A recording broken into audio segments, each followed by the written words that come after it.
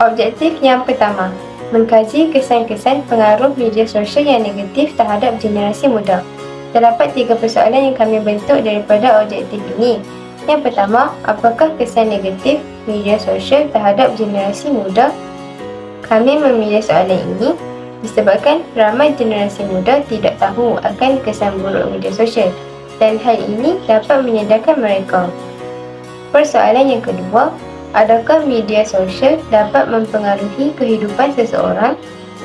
Sebab kami memilih soalan ini untuk menyatakan bahawa media sosial mempunyai impak yang positif dan negatif. Jika seseorang menyalahgunakan platform ini, ia akan memberi kesan yang buruk. Persoalan yang terakhir, adakah media sosial meruntuhkan nilai moral dalam kehidupan seseorang? Kami memilih soalan ini untuk memberitahu generasi muda tentang nilai moral mereka, sama ada terjejas atau sebaliknya. Sebab-sebab kenapa soalan ini dipilih. Yang pertama, adakah penting pendidikan tentang penggunaan media sosial yang bijak terhadap generasi muda? Kami memilih soalan ini kerana untuk menyedarkan anak-anak muda mengenai media sosial secara lebih dalam dan cara penggunaan yang sepatutnya oleh mereka. Yang kedua, adakah pembatasan waktu media sosial oleh generasi muda dapat membendung masalah ini? Tujuan soalan ini dipilih untuk mengawal generasi muda daripada penggunaan media sosial yang tidak terkawal dan langsung dapat memfokuskan kepada pembelajaran mereka. Yang ketiga, adakah pengaruh media sosial yang negatif dapat diatasi melalui dengan cara membangun kesedaran diri?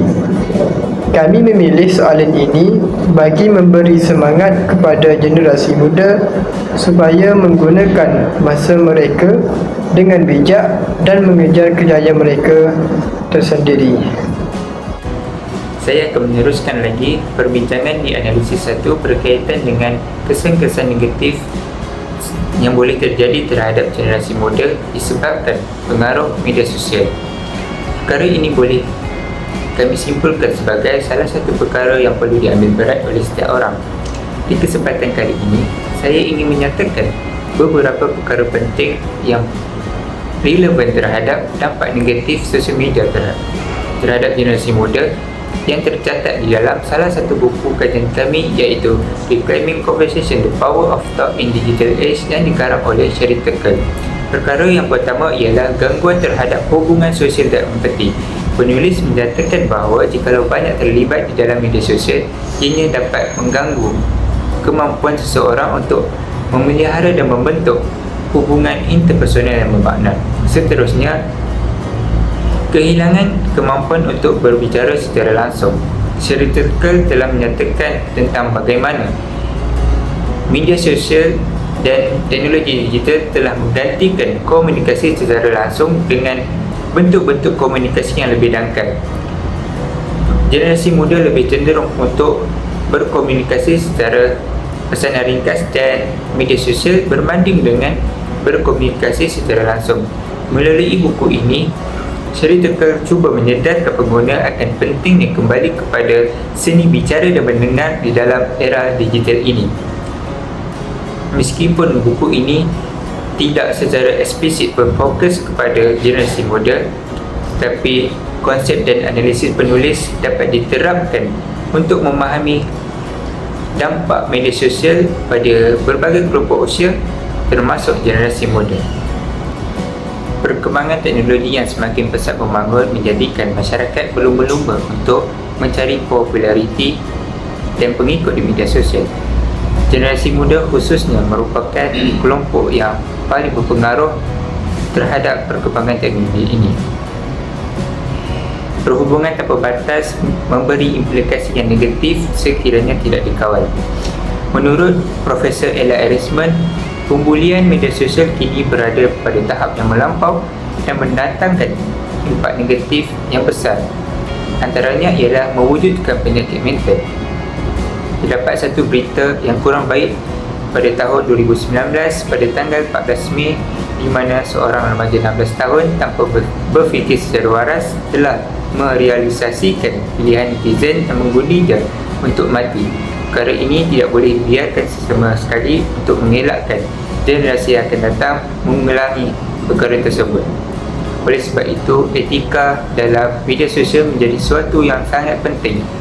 Penurunan nilai moral dan etika generasi muda dapat terjadi akibat dari ketidakbijakan pada penggunaan media sosial dalam menyebarkan dan mendapatkan informasi. Berdasarkan analisis yang kedua, iaitu langkah-langkah mengatasi pengaruh negatif media sosial, benarlah bahawa bagi generasi muda untuk mengetahui tentang pendidikan menggunakan media sosial dengan bijak dan berhemah. Hal ini dapat mengelakkan generasi muda daripada terpengaruh perkara yang negatif dalam media sosial. Ibu bapa merupakan pengaruh yang besar terhadap anak mereka dan hal ini dapat dibuktikan di dalam Livingston Health First EJ 2008. Jurnal ini menceritakan tentang peranan ibu bapa dalam membimbing anak mereka menggunakan internet termasuk media sosial.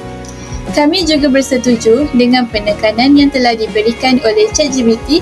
Sememangnya pembatasan waktu daripada penggunaan media sosial dapat mengelakkan seseorang itu daripada terjebak dengan pengaruh media sosial. Hal ini akan memberikan waktu yang terluang kepada mereka untuk melakukan perkara yang lebih berfaedah seperti mengulang kaji pelajaran, beriadah, menolong ibu bapa mereka dan sebagainya. Perkara ini telah disebutkan di dalam jurnal ini, Weston and 2017, iaitu penelitian berkaitan hubungan antara waktu menggunakan internet dan dunia luar. Kami juga bersetuju dengan jawapan yang telah diberikan oleh ChatGPT, iaitu kesedaran diri perlu dibangunkan atau dibangkitkan oleh generasi muda itu sendiri. Hal ini supaya pengaruh media sosial yang negatif dapat diberantas dalam kalangan generasi muda, khususnya pemahaman diri, pemantauan diri, pengembangan dan keterampilan diri. Remaja yang lebih memiliki kesedaran yang kuat dan memberi perhatian penuh mengenai diri dan kehidupannya seharian akan mampu untuk mengatur lingkungan, memiliki kawalan terhadap aktiviti yang dijalani, menggunakan secara berkesan kesempatan dalam lingkungan, mampu memilih serta menciptakan konteks yang sesuai dengan keperluan dan nilai yang dimilikinya. Savitri dan Livingston 2017. Analisis sebelumnya, terdapat sejumlah kesan negatif yang dapat disimpulkan dari pengaruh media sosial terhadap generasi muda, iaitu peningkatan risiko kesihatan mental, di mana generasi muda sering mengalami akibat perbandingan diri dengan citra yang disajikan di platform tersebut. Hal ini dapat memicu masalah kecemasan dan depresi, mengakibatkan beban kesihatan mental yang ketara dalam jangka masa panjang. Antara langkah yang dapat dilakukan adalah dengan menyediakan sumber daya dan sokongan psikososial baik di sekolah maupun di rumah untuk membantu mengatasi masalah ini.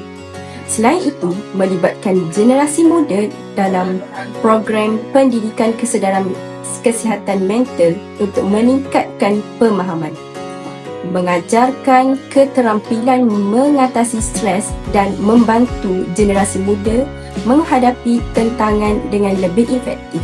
Generasi muda seringkali lebih terhubung dengan dunia maya daripada interaksi sosial langsung yang dapat mengakibatkan kesulitan dalam membangun hubungan interpersonal yang sihat dan mendalam.